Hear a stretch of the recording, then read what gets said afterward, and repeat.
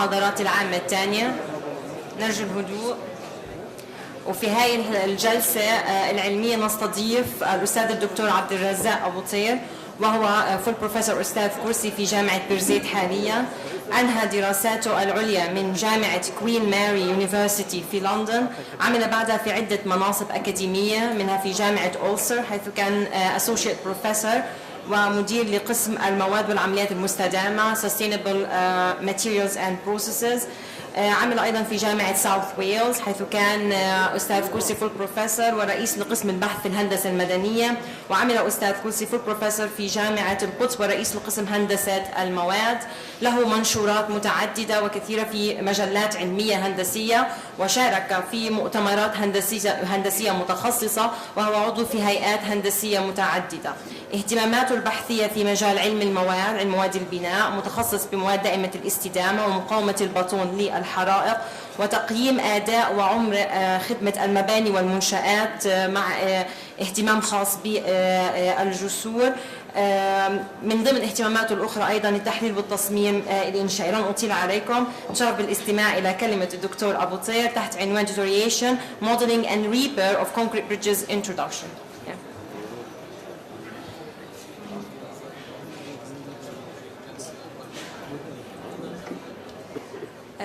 To announce that there are some translation equipment that you can take from outside, so if you need translation you can get it from outside, please.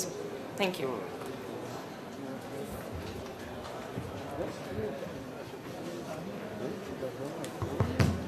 السلام عليكم ورحمة الله.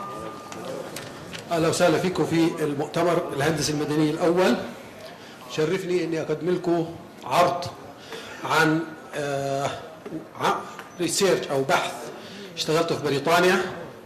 راح أحاول أحكي بالإنجليزي لأنه أسهل لي فتأخذونيش في الإجابات، بجاوب باللغتين العربية والإنجليزية حسب الحاجة. شكرا.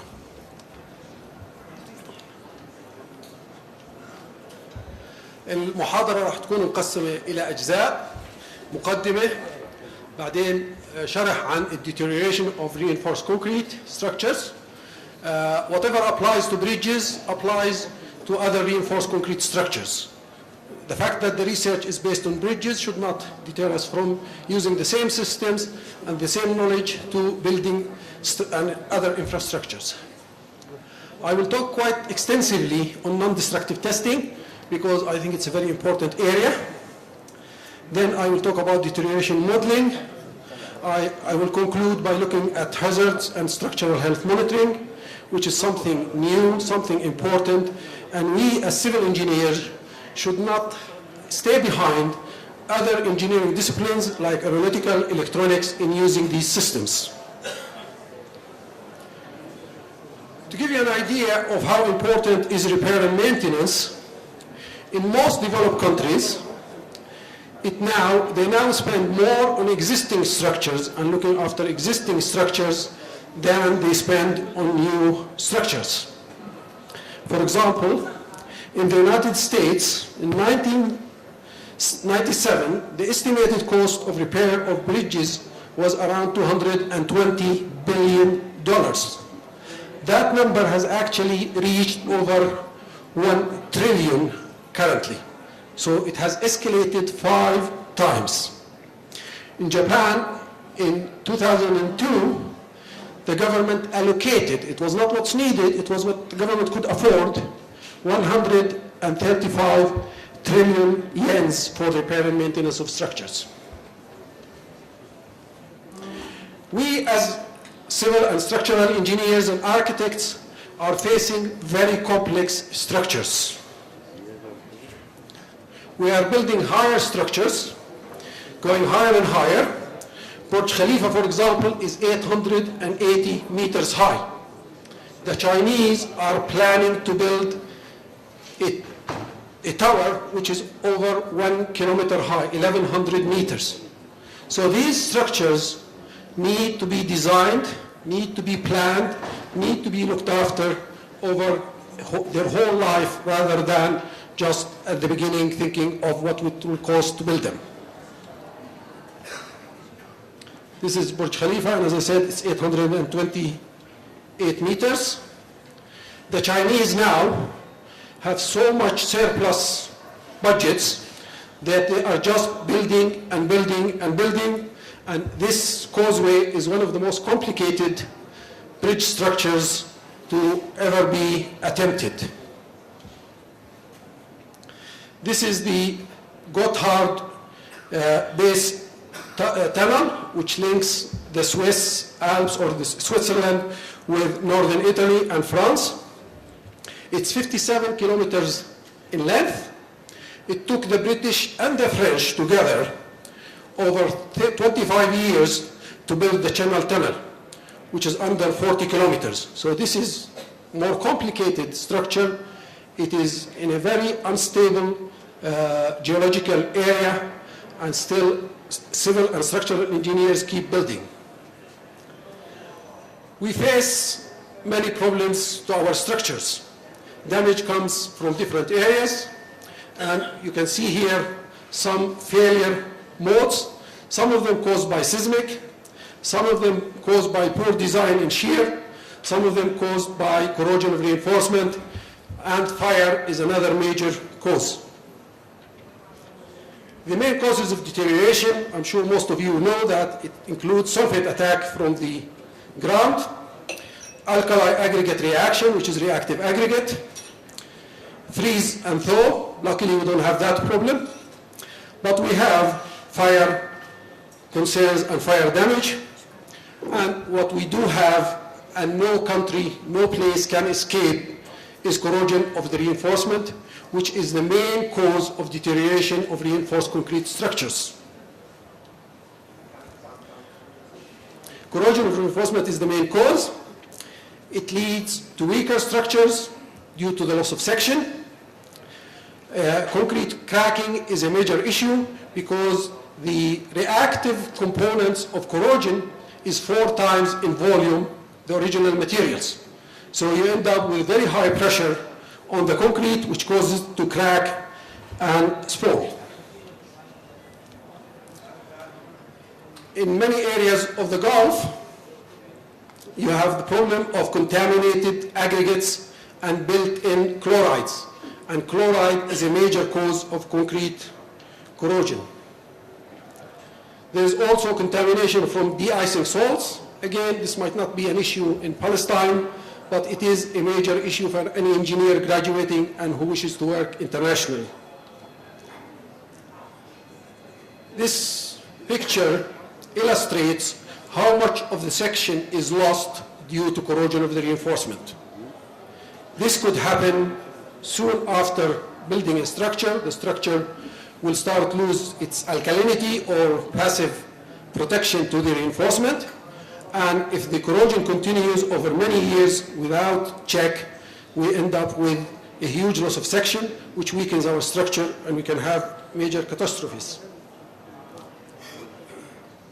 Now, in order to assess our structures and to see their conditions, we use non-destructive testing. And this is now a science or a field of engineering of its own because of the complexity and availability of the different systems. And we, as civil engineers, should start taking many of these and teaching our students about many of these systems, as I said, because we will end up, even in Palestine, spending a lot of our budget on looking after existing structures rather than building new ones, especially with the poor quality assurance that we have, the difficulties of construction, and all of that. The most important aspect of looking after structures is the visual inspection. An experienced engineer can visit a site and decide the extent of the damage. He can decide whether any further tests need to be done. He can decide also whether he can leave the structure for 2, 3, 5, or more years. But experience is the most important, and I will give an example about inspection and inspection by experience later on in this presentation. There are a whole stack of properties of concrete that we can test. We can test the strength of existing structures or existing concrete. We can test the passivity or the level of carbonation. We can test chlorides. We can test the constituent materials that went into the original structures. And each of these have different means of testing, and the testing depends on how accurate we want to get to the structures. There are a good number of British standards that specify different methods of testing, from basic properties like surface hardness, ultrasound, electromagnetic cover, the cover of the reinforcement, strain measurements, near surface or partially destructive methods like taking chlorides and pull-off, and initial surface absorption. Sorry about the slide, it has too much information, but the idea is to give you the complexity and the range of tests available in the American system of non-destructive testing. We can use a whole range of diagnostic methods, from structural stability to chloride levels, as said, and all of these. And some of these deteriorations can cause cracking. Some of them will cause cracking and spalling. Some of them will cause deterioration like surface crazing and so on, which affect the stability of the structure. The most useful tools are really the simplest.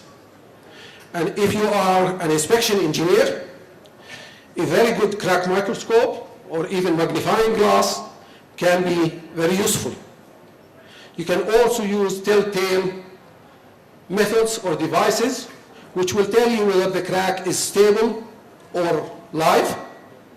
And a very simple, for example, telltale test is to fix a piece of glass over an existing crack and leave it for a while. You go back to it. If the glass breaks, it means the crack is live, it opens and closes. If the glass is stable and the same, it means the crack is dormant, so no need. Sometimes we have to inspect structures at great heights. And here we can use binoculars, and we can, if we want to inspect underground or drainage pipes and so on, we can use borescopes.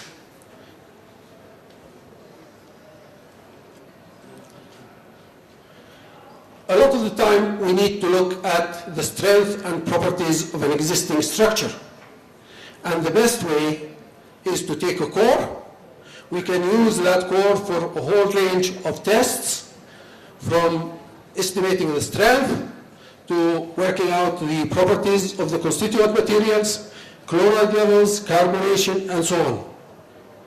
If we are looking just for deciding the chloride level in a structure, then just taking drill holes and taking dust at different lengths will tell us the extent of chloride penetration. And I think here in Palestine, we do have some aggregates which are contaminated. Corrosion is the biggest issue facing civil engineers when looking at reinforced concrete structures. The oldest concrete in the world are over 3,000 years. I was at the Acropolis in Athens, and I was surprised to see storage structures lined with concrete, and these are over 2,000 years. If any of us builds any concrete, if it survives for a few hundred years, that's a great achievement. Now, the Greeks were able to build these because they did not have any reinforcement in them, any materials that will corrode or deteriorate. Unfortunately, now we need the reinforcement, and steel will corrode, so we either have to protect it or we have to look after it and repair it. The half-cell potential measurement is an excellent way of estimating the level of corrosion in a structure. You can take measurements in a grid and then draw contours. Anything above 250 negative millivolts means there is potential for corrosion. If you reach 350, it means your structure is corroding and the reinforcement needs either protecting, repair, or replacing. These are the values I was talking about, illustrated in this table. There is also another test for testing for corrosion, which is the resistivity measurements. I've used this. It's not as easy to interpret, and it's not as straightforward as the measuring the voltage or the half cell. Carbonation depth. As we know, concrete is protected by, steel is protected by the alkalinity of concrete, which is over 13. And when it starts going down, it starts losing its passivity. And steel will corrode when the carbonation reaches the level of the steel.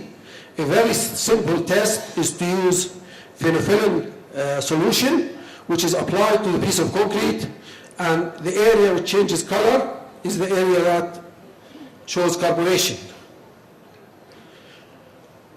The other major issue beside corrosion because of loss of protection is chloride penetration.